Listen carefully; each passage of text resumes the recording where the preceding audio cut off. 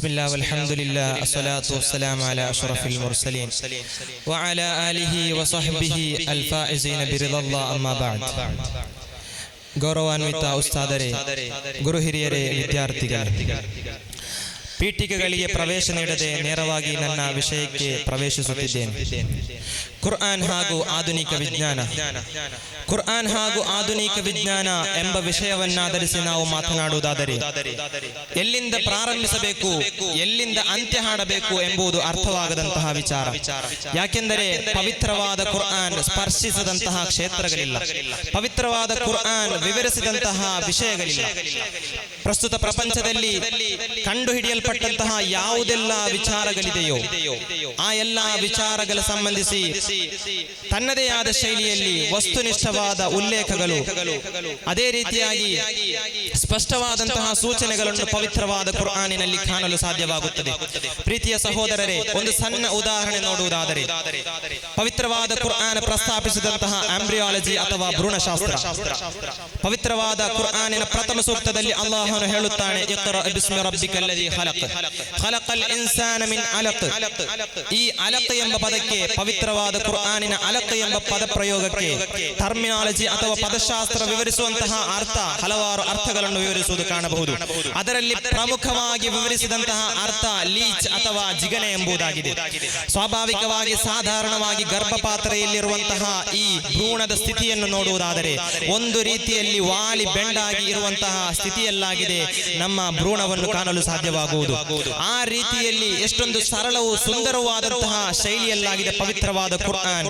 ಈ ಒಂದು ವಾಸ್ತವಿಕತೆಯನ್ನು ಸೂಚನೆ ತನ್ನ ಪವಿತ್ರವಾದ ಕುರ್ಆನ್ ಪ್ರಸ್ತಾಪಿಸುವುದು ಕಾಣಬಹುದು. 1945 ಆಧುನಿಕ ವಿಜ್ಞಾನವು ಭ್ರೂಣಶಾಸ್ತ್ರದ ಸಂಪೂರ್ಣ ವಿವರಣೆಯನ್ನು ಜಗತ್ತಿನ ಮುಂದೆ ವಿವರಿಸುವುದು. ಆ ವೈಜ್ಞಾನಿಕ ಜಗತ್ತನ್ನೇ ಒಂದು ಕ್ಷಣ ಆಶ್ಚರ್ಯಚಕಿತರಾಗಿಸುವಂತೆ ಪವಿತ್ರವಾದ ಕುರ್ಆನ್ ಅತ್ಯಂತ ಸ್ಪಷ್ಟವಾಗಿ ಹೇಳುವುದು ಕಾಣಬಹುದು. ثم خلقنا النطفة علقة فخلقنا النطفة ثم خلقنا النطفة علقة فخلقنا العلقة مضغة ثم خلقنا المضغة عظاما فكسونا العظام لحما.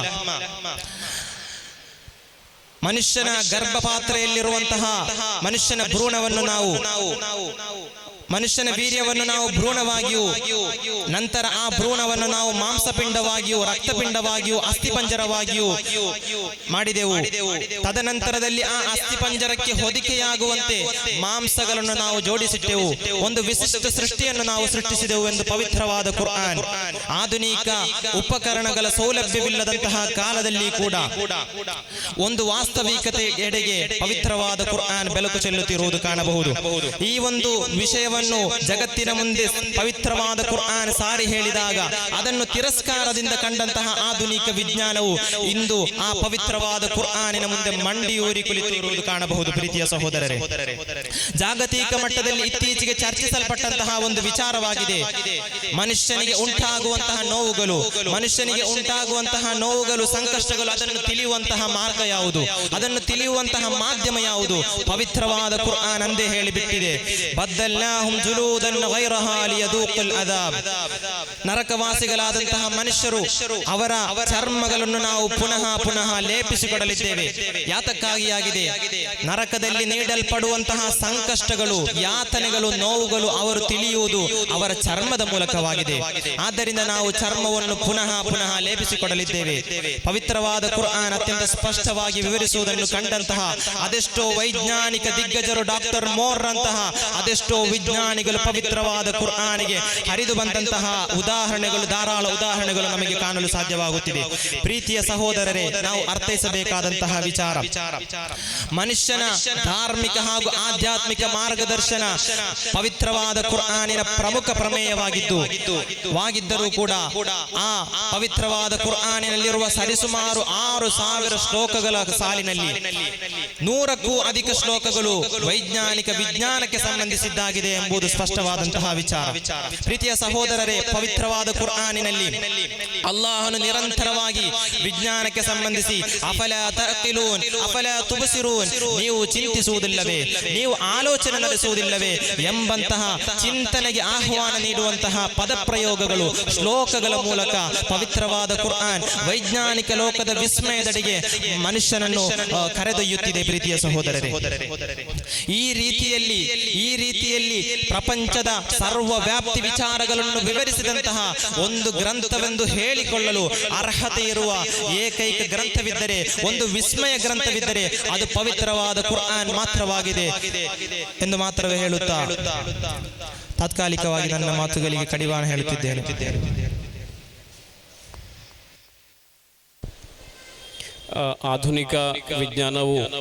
ಆಧುನಿಕ ವಿಜ್ಞಾನ ಎಂಬುದು ಹೊಸ ರಿಸರ್ಚ್ಗಳು ಬಂದಂತೆ ಅದು ಬದಲಾವಣೆಗಳು ಬರುತ್ತಲೇ ಇರುತ್ತವೆ. ಕುರ್ಆನ್ ಹಾಗೆ ಬದಲಾವಣೆಯಾಗುವಂತಹ ಒಂದು ಗ್ರಂಥವಲ್ಲ. ಎರಡು ಸ್ವಭಾವಗಳಿರುವ ಈ ಎರಡನ್ನು ಯಾತಕ್ಕಾಗಿ ನಾವು ತುಲನೆ ಮಾಡುತ್ತೇವೆ? ಪ್ರಥಮವಾಗಿ ಅರ್ಥೈಸಬೇಕಾದಂತಹ ವಿಚಾರ, ಪವಿತ್ರವಾದಂತಹ ಕುರ್ಆನ್ ಸರ್ವ ಕಾಲಕ್ಕೂ ಸರ್ವ ಯುಗಗಳಿಗೂ ಸೀಮಿತವಾದಂತಹ ಗ್ರಂಥವಾಗಿದೆ ಎಂಬುದು ಸ್ಪಷ್ಟವಾದಂತಹ ವಿಚಾರ. ಆದರೆ ಇತ್ತೀಚಿನ ಕಾಲದಲ್ಲಿ ಜಗತ್ತಿನಾದ್ಯಂತ ಅಂಗೀಕರಿಸಲ್ಪಟ್ಟಂತಹ ಒಂದು ವಿಚಾರವಾಗಿದೆ ವೈಜ್ಞಾನಿಕ ಸೈನ್ಸ್ ಎಂಬುದು, ವಿಜ್ಞಾನ ಎಂಬುದು. ಪವಿತ್ರವಾದ ಕುರ್ಆನ್ ಹೇಳುವಂತಹ 1400 ವರ್ಷಗಳ ಮುಂಚೆ ಪ್ರಸ್ತಾಪಿಸಿದಂತಹ ಎಲ್ಲಾ ವಿಚಾರಗಳು ಅದು ಆಧುನಿಕ ಜಗತ್ತಿನ ಮುಂದೆ ವಿವರಿಸುವಂತಹ ಸಂದರ್ಭದಲ್ಲಿ ಅದನ್ನು ಅಂಗೀಕರಿಸಲು, ಅದನ್ನು ಜನರ ಮುಂದೆ ಹೇಳಿದಾಗ ಅದನ್ನು ಅಂಗೀಕರಿಸುವಂತಹ ಸ್ವಭಾವ ಇರುವುದು ಅದು ಒಂದು ಆಧುನಿಕ ರೀತಿಯಲ್ಲಿ ವಿವರಿಸುವ ಸಂದರ್ಭದಲ್ಲಾಗಿದೆ. ಉದಾಹರಣೆಗೆ ಹೇಳುವುದಾದರೆ, ನಮ್ಮ ಇಂದು ಕಾಣುತ್ತಿರುವಂತಹ ಸೈನ್ಸ್ ಎಂಬುದು, ಆ ಸೈನ್ಸ್ ಹೇಳುವಂತಹ ವಿಷಯಗಳೊಂದಿಗೆ ಪವಿತ್ರವಾದ ಕುರ್ಆನ್ ಹೇಳುವಂತಹ ಆ ಪ್ರಸ್ತಾವನೆಗಳು ಸಮಾನವಾಗಿ ಬರುವುದನ್ನು ಕಾಣುವಾಗ ಅದು ಜಾಗತಿಕ ಮಟ್ಟದಲ್ಲಿ ಪ್ರಸಿದ್ಧಿ ಪಡೆಯುವಂತಹ ವಿಚಾರವಾಗಿದೆ. ಪ್ರಥಮವಾಗಿ ಹೇಳಿದಂತೆ ಪವಿತ್ರವಾದ ಕುರ್ಆನಿನ ಪ್ರಮುಖವಾದ ಪ್ರಮೇಯವೆಂಬುದು ಯಾವುದೇ ಸಾಹಿತ್ಯ ಅಥವಾ ವಿಜ್ಞಾನದ ವಿಷಯವನ್ನು ಹೇಳುವುದಲ್ಲ. ಪವಿತ್ರವಾದ ಕುರ್ಆನಿನ ಪ್ರಮುಖ ಪ್ರಮೇಯವೆಂಬುದು ಮನುಷ್ಯನ ಆಧ್ಯಾತ್ಮಿಕ ಹಾಗೂ ಧಾರ್ಮಿಕ ಮಾರ್ಗದರ್ಶನವಾಗಿದೆ. ಆ ಆಧ್ಯಾತ್ಮಿಕ ಹಾಗೂ ಧಾರ್ಮಿಕ ವಿಷಯಗಳನ್ನು ವಿವರಿಸುವ ಸಂದರ್ಭದಲ್ಲೂ ಕೂಡ ಅಲ್ಲಾಹನು ಇದೊಂದು ದೈವಿಕ ಗ್ರಂಥವಾಗಿದೆ, ಇದು ಅಲ್ಲಾಹನಿಂದ ಬಂದಂತಹ ಗ್ರಂಥವಾಗಿದೆ, ಅದರಲ್ಲಿ ಯಾವುದೇ ಕುಂದು ಕೊರತೆಗಳನ್ನು ಕಾಣಲು ಸಾಧ್ಯವಿಲ್ಲ ಎಂದು ಮನುಷ್ಯರಿಗೆ, ಜನಸಮೂಹಕ್ಕೆ ಕಲಿಸುವ ರೂಪದಲ್ಲಿ ಈ ಆಧುನಿಕ ಜಗತ್ತಿನಲ್ಲಿ ಕಂಡುಹಿಡಿಯಲ್ಪಟ್ಟಂತಹ ಏನೆಲ್ಲ ಶಾಸ್ತ್ರಗಳಿವೆಯೋ, ಯಾವುದೆಲ್ಲ ವಿಜ್ಞಾನಗಳಿವೆಯೋ, ಯಾವುದೆಲ್ಲ ಕ್ಷೇತ್ರಗಳಿವೆಯೋ ಅದಕ್ಕೆಲ್ಲಕ್ಕೂ ಹೊಂದಿಕೊಳ್ಳುವಂತಹ ರೀತಿಯಲ್ಲಿ, ಯಾವುದೇ ರೀತಿಯ ವೈರುಧ್ಯಗಳನ್ನು ಕಾಣದಂತಹ ಸ್ಥಿತಿಯಲ್ಲಿ ಪವಿತ್ರವಾದ ಕುರ್ಆನ್ ಅಲ್ಲಾಹನು ಆ ರೀತಿಯಲ್ಲಿ ಸೃಷ್ಟಿಸಿದ್ದಾನೆ ಎಂಬುದಕ್ಕಿರುವ ಒಂದು ಸೂಚನೆಯಾಗಿದೆ. ಪವಿತ್ರವಾದ ಕುರ್ಆನ್ ಆಧುನಿಕ ವಿಷಯಕ್ಕೆ ಸಾಮ್ಯತೆಪಡಿಸಿ ಹೇಳುವುದರ ಮರ್ಮ ಪ್ರಧಾನವಾದಂತಹ ಕಾರಣ.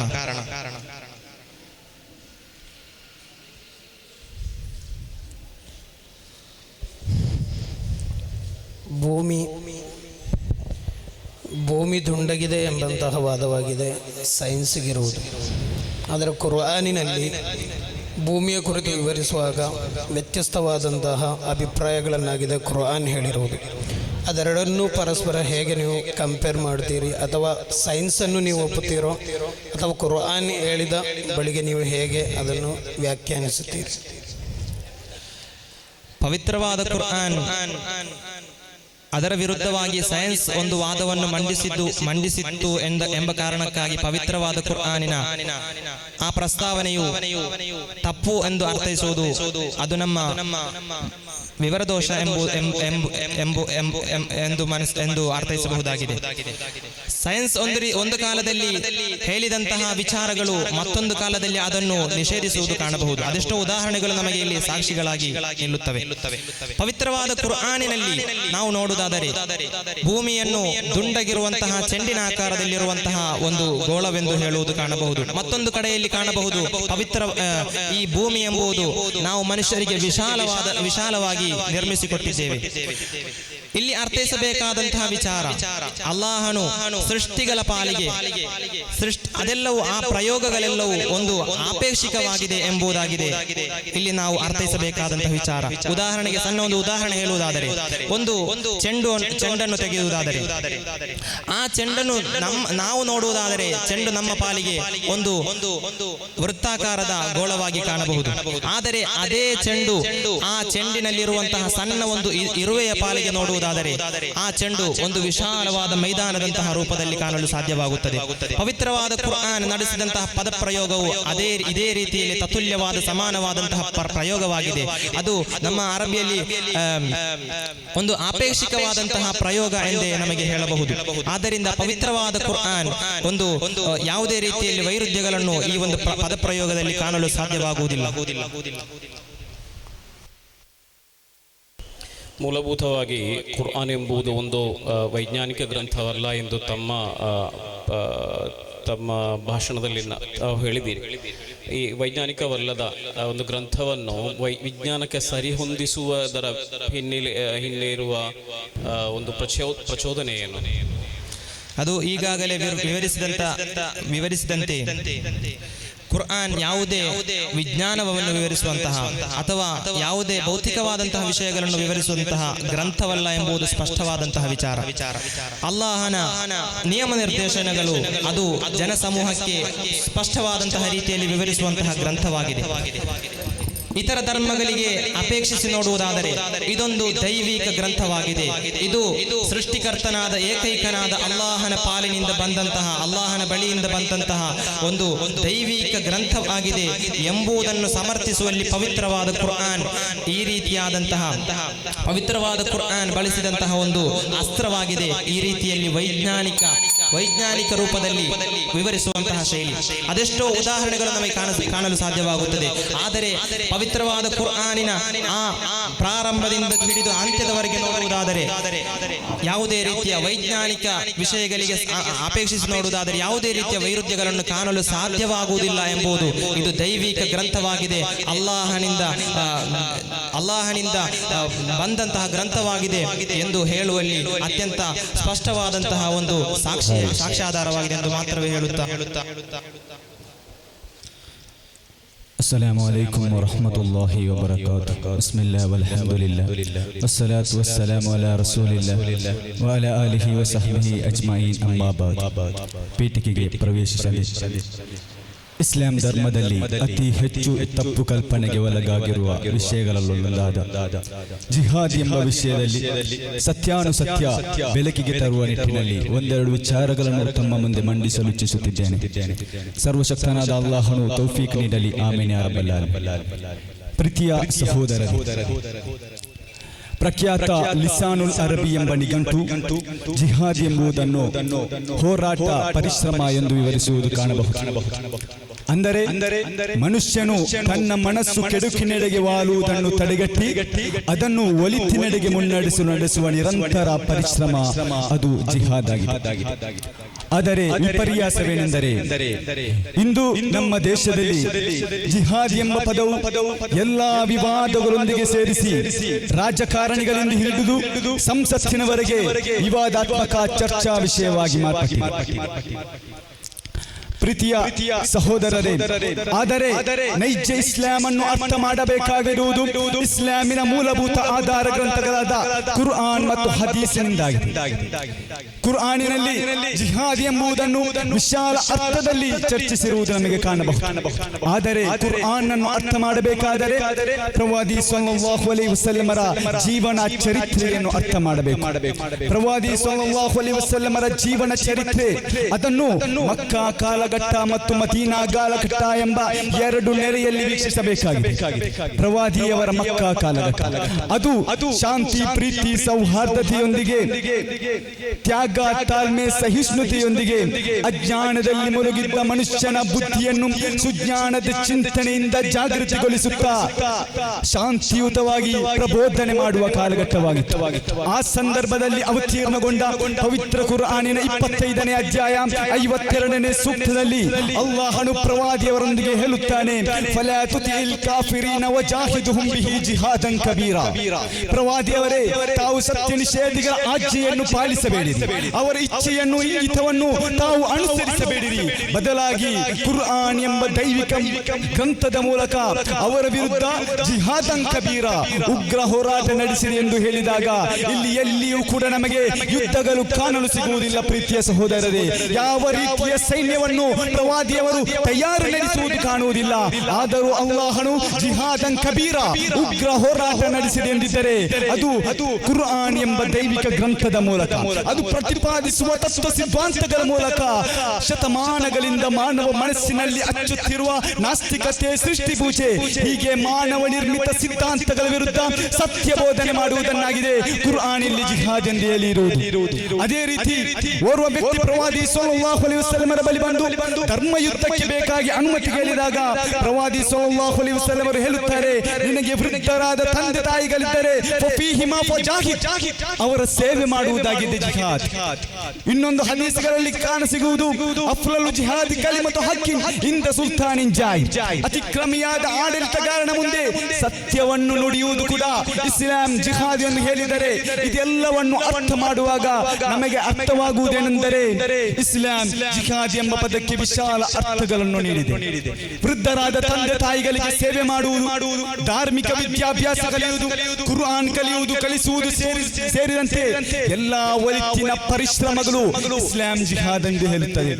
ಅದೇ ರೀತಿ ಸಮಾಜದಲ್ಲಿ ಅಧರ್ಮಗಳು ತಲೆ ಎತ್ತಿದಾಗ, ಪಥಭ್ರಷ್ಟತೆ ಮೇಲುಗೈ ಸಾಧಿಸಿದಾಗ,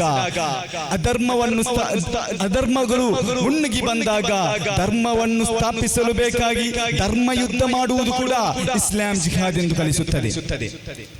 ಧರ್ಮ ರಕ್ಷಣೆಗೆ ಬೇಕಾಗಿ, ಆತ್ಮ ರಕ್ಷಣೆಗೆ ಬೇಕಾಗಿ, ಶಾಂತಿ, ಪ್ರೀತಿ, ಸಮಾಧಾನ, ನ್ಯಾಯ ಸ್ಥಾಪಿಸುವುದಕ್ಕೆ ಬೇಕಾಗಿ ಎಲ್ಲಾ ಧರ್ಮಗಳಲ್ಲೂ ಕೂಡ ಜಿಹಾದ್ ಕಾಣಬಹುದು.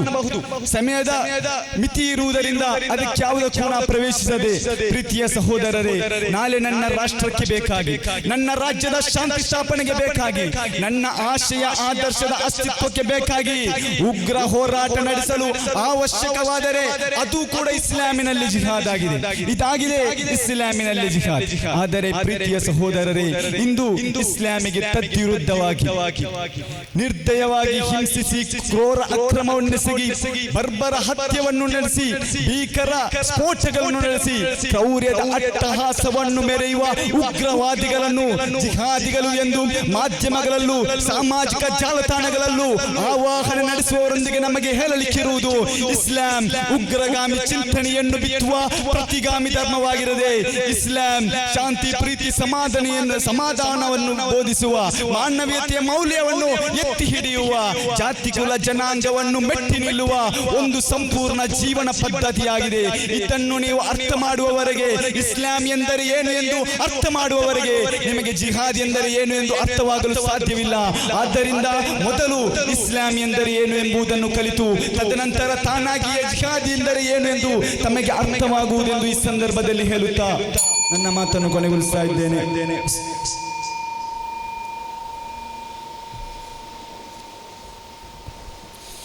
ಜಿಹಾದ್ ಅನ್ನು ತಾವು ವಿವರಿಸಿದ ಹಾಗೆ ವಿಶಾಲಾರ್ಥದಲ್ಲಿ ತುಂಬ ಅರ್ಥಗಳದು ಅದಕ್ಕೆ ತುಂಬ ಅರ್ಥಗಳಿದ್ದರು. ಧರ್ಮ ಹೋರಾಟ, ಜನರನ್ನು ಕೊಲ್ಲುವಂತಹ ಅರ್ಥ ಬರುವ ಹೋರಾಟ, ಯುದ್ಧವೂ ಅದರಲ್ಲಿ ಬರುತ್ತದೆ. ಯುದ್ಧವನ್ನು ನೀವು ಹೇಗೆ ಸಮಾಧಾನವನ್ನು ಸ್ಥಾಪಿಸುವಂತಹ ಒಂದು ಧರ್ಮ ಮನುಷ್ಯರನ್ನು ಕೊಲ್ಲುವ ಯುದ್ಧವನ್ನು ಹೇಗೆ ತುಲನೆಯಾಗುತ್ತದೆ? ನನ್ನ ವಿಷಯ ಮಂಡಲದಲ್ಲಿ ಹೇಳಿದಂತೆ ಸಮಾಜದಲ್ಲಿ ಅಧರ್ಮಗಳು ಮೇಲುಗೈ ಸಾಧಿಸಿದಾಗ ಅಂತಹ ಸಂದರ್ಭದಲ್ಲಿ ಎಲ್ಲ ಧರ್ಮಗಳಲ್ಲೂ ಕೂಡ ನಮಗೆ ಜಿಹಾದ್ ಕಾಣ್ತದೆ. ಅಂದರೆ ನ್ಯಾಯ, ನೀತಿ, ಸಮಾಧಾನಗಳನ್ನು ಸ್ಥಾಪಿಸಲು ಬೇಕಾಗಿ ಎಲ್ಲ ಧರ್ಮಗಳಲ್ಲೂ ಜಿಹಾದ್ ಕಾಣ್ತದೆ. ಕೊಲ್ಲುವುದು ಜಿಹಾದ್ ಎಂದು ತಾವು ಹೇಳ್ತಾ ಇದ್ದೀರಿ. ಕೊಲ್ಲುವುದಕ್ಕೆ ಜಿಹಾದ್ ಎಂದು ಹೇಳುವುದಲ್ಲ, ಕಾತಿಲ್ ಅಂತ ಹೇಳ್ತೇವೆ. ಜಿಹಾದ್ ಎಂದರೆ ಹೋರಾಟ, ಪರಿಶ್ರಮ ಎಂದ ಹಾಗೆ ಎಲ್ಲ ಧರ್ಮಗಳಲ್ಲೂ ಕೂಡ ಪರಿಶ್ರಮಗಳಿವೆ. ಈಗ ಧರ್ಮವನ್ನು ಸ್ಥಾಪಿಸಲು ಬೇಕಾಗಿ ಪರಿಶ್ರಮಗಳು ಪಡುವ ಒಂದು ಸೈನ್ಯ, ಅದು ಹೋರಾಡುವುದಕ್ಕೆ, ಧರ್ಮ ಸ್ಥಾಪಿಸುವುದಕ್ಕೆ ಆಗಿದೆ ಹೇಳುವುದು ಜಿಹಾದ್ ಅಂತ. ಅದೇ ರೀತಿ ನಮಗೆ ಈ ಜಿಹಾದ್ ಎಂಬುದು, ಕೊಲ್ಲುವುದು ಎಂಬುದು ಕೇವಲ ನಮ್ಮ ಇಸ್ಲಾಂ ಧರ್ಮಗಳಲ್ಲಿ ಮಾತ್ರ ಕಾಣಲು ಸಿಗುವುದಲ್ಲ. ಅರ್ಜುನನಿಗೆ ಕೃಷ್ಣನು ಮಹಾಭಾರತದಲ್ಲಿ ಹೇಳುವುದು ಕಾಣಬಹುದು.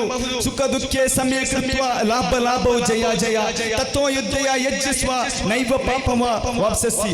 ಸುಖ ದುಃಖಗಳು, ಲಾಭ ನಷ್ಟಗಳು, ಜಯ ಪರಾಜಯಗಳನ್ನು ಒಂದೇ ನಿಟ್ಟಿನಲ್ಲಿ ಕಂಡರೆ ಯಾವ ಯುದ್ಧಗಳು ಕೂಡ ಅದು ಪಾಪವಲ್ಲ ಅಂತ. ಅಂದ್ರೆ ಒಂದು ಸಮಾಜದಲ್ಲಿ ಅಧರ್ಮಗಳು ಸ್ಥಾಪನೆವಾದಾಗ, ಒಂದು ಸಮಾಜದಲ್ಲಿ ನ್ಯಾಯಗಳು, ಸರ್ವಾಧಿಕಾರಗಳು, ಅದೇ ರೀತಿ ಮುಂತಾದ ಅಕ್ರಮಗಳು ನಡೆಯುವಂತಹ ಸಂದರ್ಭದಲ್ಲಿ ಓರ್ವ ಈ ಜಿಹಾದ್ ಎಂದರೆ ಏನೆಂಬುದನ್ನು ನಾವು ಅರ್ಥ ಮಾಡಬೇಕು.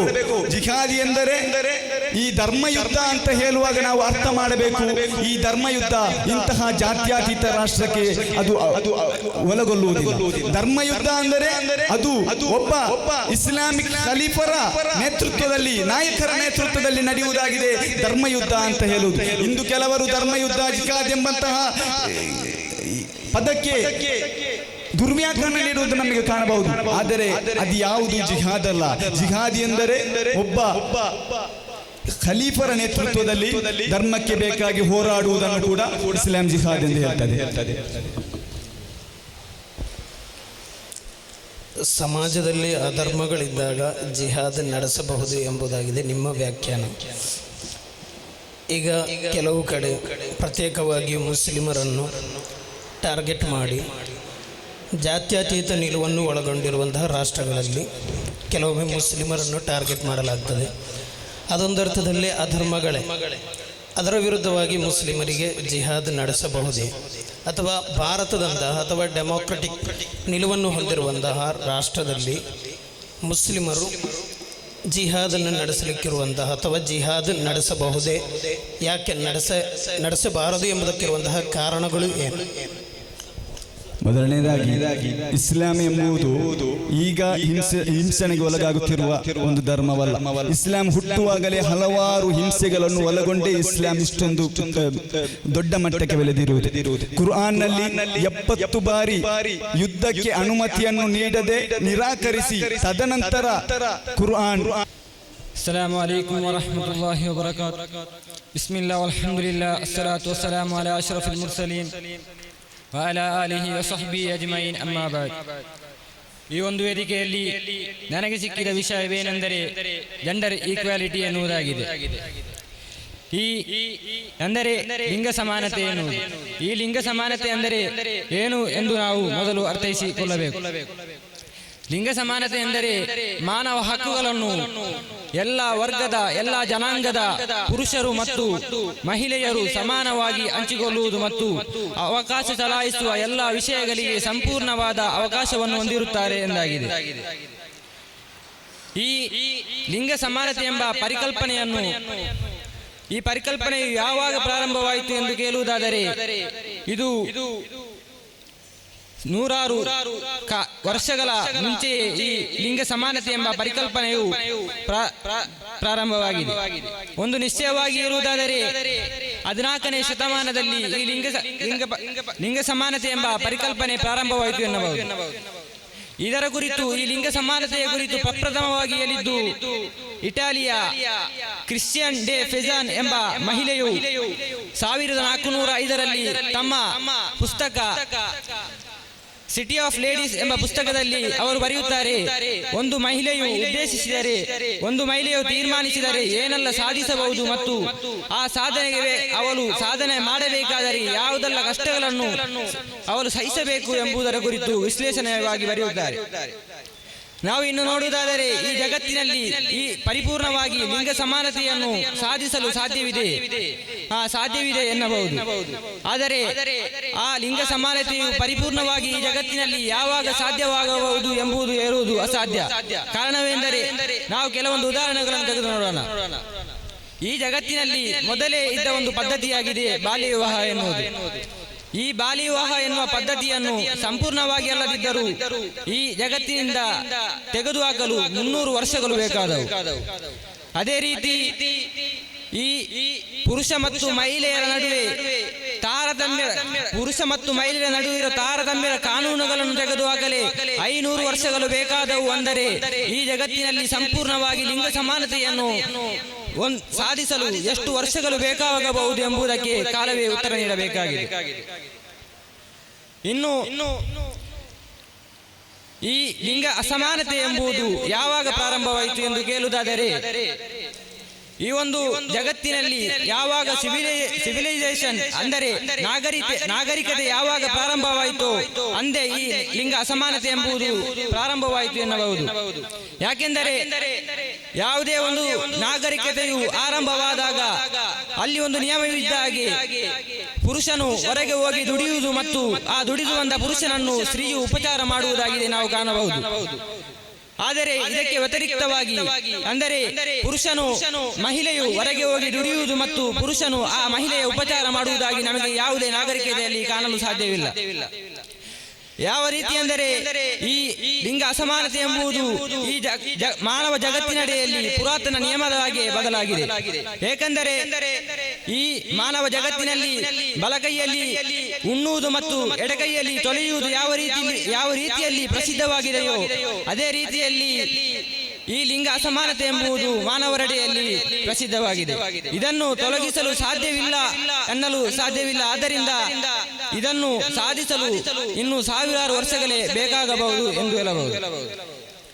ಆದರೆ ನಾವು ಈಗಿನ ಕಾಲದಲ್ಲಿ ನೋಡುವುದಾದರೆ ಸ್ತ್ರೀಯು ಸಾಧಿಸದ ಯಾವುದೇ ಕ್ಷೇತ್ರವನ್ನು ನಮಗೆ ಕಾಣಲು ಸಾಧ್ಯವಿಲ್ಲ. ವ್ಯಾಪಾರ ರಂಗದಲ್ಲಾದರೂ, ಆರ್ಥಿಕ ರಂಗದಲ್ಲಾದರೂ, ಎಲ್ಲ ರಂಗದಲ್ಲೂ ಸ್ತ್ರೀಯ ಪಾಲುಗಾರಿಕೆಯನ್ನು ನಾವು ಈಗ ಕಾಣಬಹುದಾಗಿದೆ. ಇನ್ನು ಇಸ್ಲಾಮಿನಲ್ಲಿ ಈಗ ಕೇಳಿ ಬರುವ ಒಂದು ಅಪಪ್ರಚಾರವಾಗಿದೆ, ಇಸ್ಲಾಮಿನಲ್ಲಿ ಲಿಂಗ ಸಮಾನತೆ ಇಲ್ಲ, ಇಸ್ಲಾಮಿನಲ್ಲಿ ಲಿಂಗ ಅಸಮಾನತೆ ಇದೆ ಎನ್ನುವುದು. ಇಸ್ಲಾಮಿನಲ್ಲಿ ಲಿಂಗ ಸಮಾನತೆ ಎಂದು ನಾವು ನೋಡುವಾಗ ನಾವು ಚರ್ಚಿಸಬೇಕಾದರೆ ನಾವು ಮೊದಲು ಗಮನಿಸಬೇಕಾದ ಒಂದು ವಿಷಯವಾಗಿದೆ. ಇಸ್ಲಾಂ ಆರಂಭವಾದಾಗ ಅರೇಬಿಯಾ ಕಾಲದಲ್ಲಾಗಿದೆ.